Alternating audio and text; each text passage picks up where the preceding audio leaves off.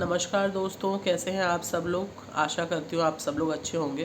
तो दोस्तों, आज का जो मेरा मुद्दा है वो ये है कि अंबानी फैमिली की शादी, जो हम लोग पिछले 6 महीने से देखते हुए आ रहे हैं कि अंबानीज़ में शादी हो रही है, जो कंप्लीट नहीं हो पा रही थी।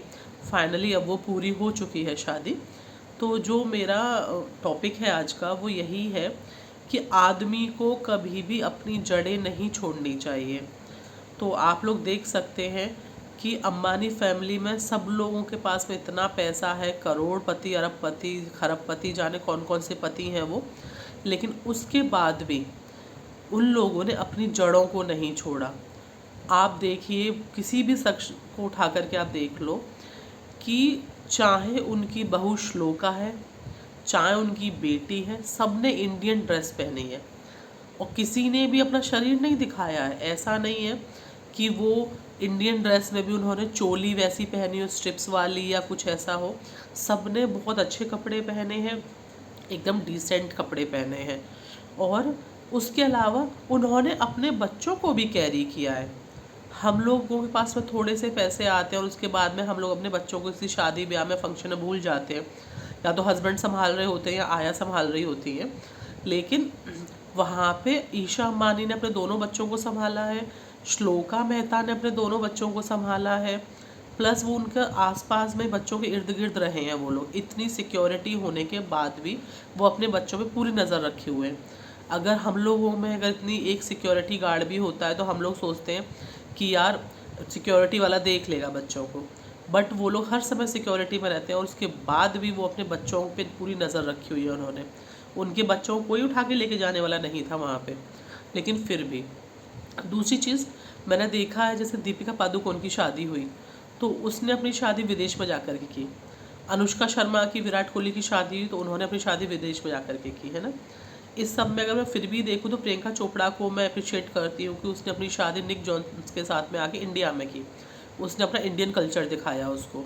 लेकिन जो बाकी सेलिब्रिटीज़ हैं वो विदेशों में जाके शादियाँ करते हैं।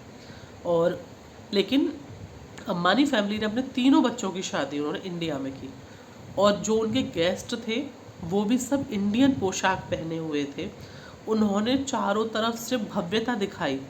जो हमारे संस्कार हैं, जो हमारे देश की पहचान है, वो भव्यता है, वो उन्होंने अपने जितने भी गेस्ट आए थे, विदेशी देशी, सबको दिखाया उन्होंने। तो ये सबसे बड़ी बात थी।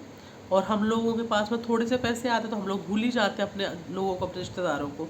बट उन्होंने पूरी दुनिया को वो लोग लेकर के चले। और सबसे अच्छी शादी, जो एक मैंने वीडियो मुझे सबसे अच्छा लगा वो क्या था कि जितने भी गेस्ट आए थे वो उनके सामने झुके पड़ रहे थे। तो एक मोदी जी का मैंने वीडियो देखा जिसके अंदर मोदी जी आए हैं कन्यादान के लिए। अनंत अंबानी उनके पैर छू रहा है, राधिका उनको झुक करके नमस्ते कर रही है, नीता अंबानी उनके सामने झुक करके नमस्ते कर रही है। और मतलब एक एक शख्स था जो मोदी जी के सामने झुक झुक करके नमस्ते कर रहा था।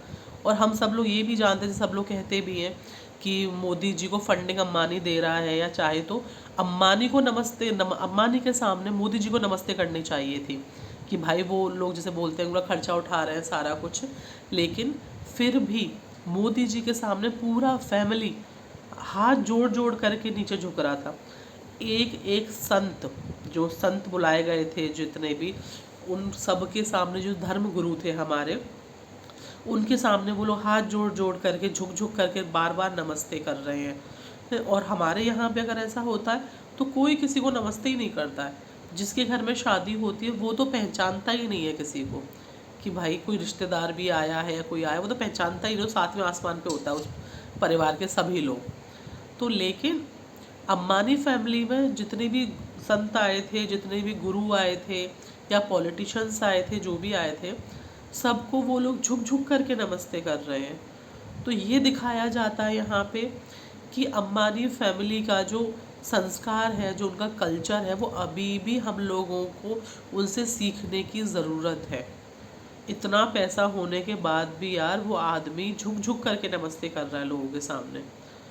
तो एप्रिशिएट है उन लोगों के लिए कि उन्होंने अपनी शादी में इतना पैसा खर्च किया, इतने लोगों का भला किया, 51 जोड़ों की शादी करवाई, सबको मुफ्त में खाना खिलाया, कितने दिनों तक उनका लंगर चला। जो मुफ्त में वो लोग खाना खिलाते रहे। तो भाई ये उनकी काबिल तारीफ़ था। तो हमें उनसे सीखना चाहिए कि हमें अपनी जड़ों को नहीं छोड़ना चाहिए। जो हमारे संस्कार हैं हमें उन्हीं पे रहना चाहिए, अपनी जड़ों को नहीं भूलना चाहिए। तो मैं सिर्फ इतना ही कहूँगी। मेरी वीडियो थोड़ी लंबी हो गई होगी तो उसके लिए सॉरी। तो अगर आपको मेरी वीडियो अच्छी लगी हो तो लाइक करें, शेयर करें। Thank you.